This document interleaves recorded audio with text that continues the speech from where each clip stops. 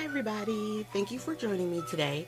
So on today's video I decided to use the stamp set and ink cubes from the haul I did where I showed you I received the Altenew. And this is the Majestic Bloom, and I wanted to say that it was called the Majestic Bloom bundle that I had got. It was with the dies, stamps, and the ink pads. Well, we're going to use the stamp and the ink pads today. On the back, they show you how you can do your different layers. You can do the outline with the solid. If you want to take it up a notch, you can add the next detailed stamp, and then you have the final detailed stamp plus a little like accent piece. So I'm going to show you all the pieces on this particular set. So since this is a new set, I am going to wind up stamping it twice, only because I'm not using the MISTI. If you have the MISTI or a stamp positioner where you can stamp in the same spot multiple times, then you can use that. If it works better, or you don't have it, I should say, you can still use your ink cubes, or your blocks, and you can still get really pretty results.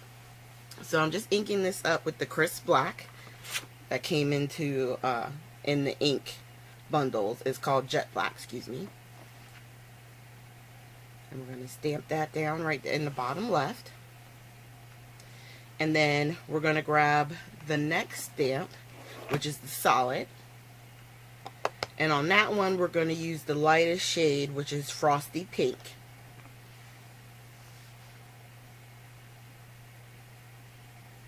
And that's the one thing I do like about Altenew stamps. They line up like a charm.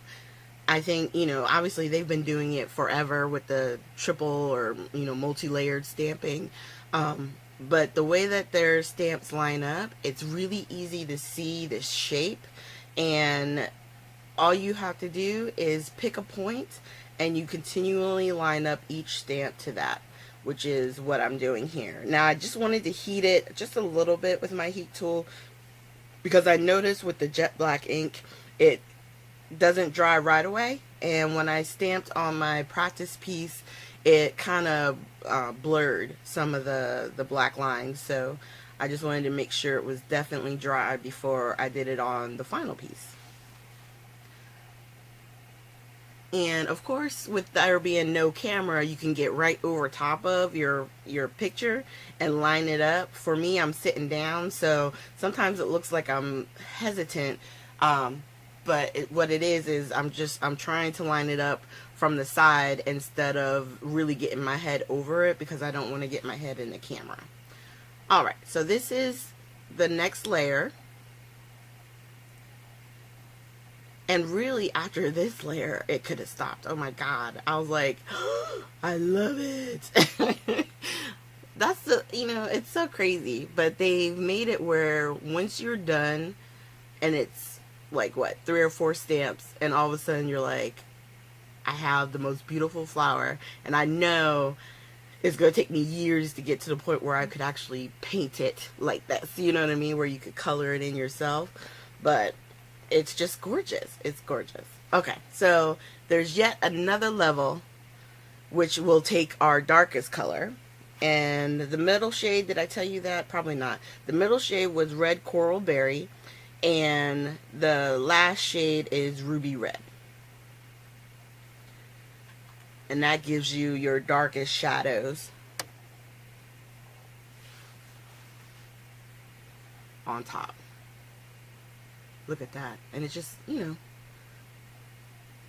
I can't explain it. Like, in my mind, I'm thinking of things like that you can do with this to like step it up on like maybe a Christmas or something like that for the holidays, you know. And I'm thinking like this last stamp, do it in Versamark, and then have the darkest color, you know, the elements of that flower be embossed. Oh my god, I think that would be so pretty. Okay, so once I got done with that, on the back there was this little teeny tiny stamp, and what that does is it colors the inside of the flower. So I was gonna try it.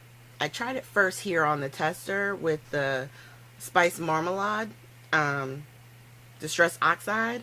And I liked the orange, but it really wasn't what I was going for. So I decided to grab the fossilized amber. I'm probably saying it wrong. But anyway, I grabbed that and stamped that in the center of the flower. And what it does is just like a light hint of like a goldish color, which I like on the inside. And then I'm just going to treat the card because I want to put the thank you in the jet black, and I'm going to try and use the clear embossing powder on it. I wanted to see if it would work. So once I lined it up where I wanted it so I could have an idea, you know, where I wanted to place it, I'm going to stamp first on the tester. And that black ink stamped really well. Like, it's really solid. I was surprised because, you know, like sometimes it takes 1 or 2 stampings of, you know, black to get it that nice crisp black, but this was really nice. So once I stamped it, I'm just grabbing from behind me my clear embossing powder, and we're going to spread that on the thank you. And then we're going to grab the heat tool again and just melt that. So that's good to know that it does work with that. So that means, like, you know, that gives you even more techniques that you can do with these inks from Altenew.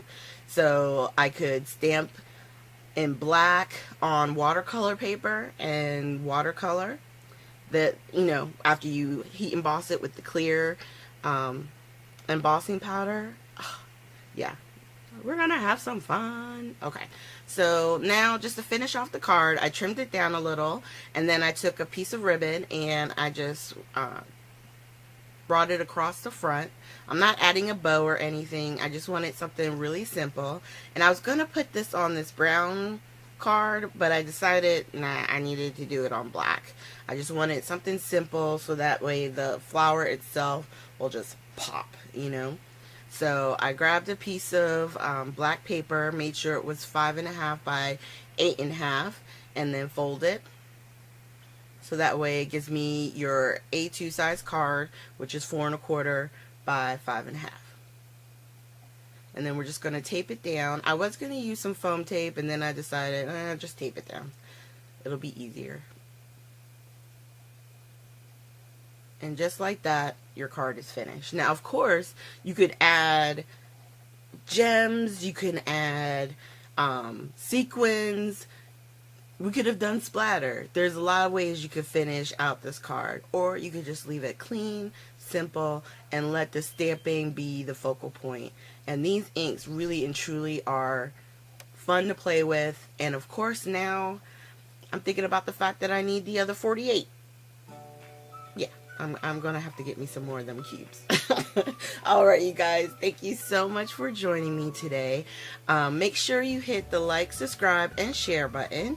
And at the very end, I will have links to our previous Technique Tuesday videos. So if you haven't seen any of those, you can click on that.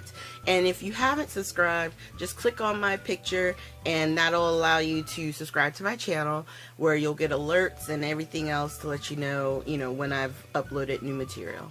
Thank you guys again, and I hope you have a great day.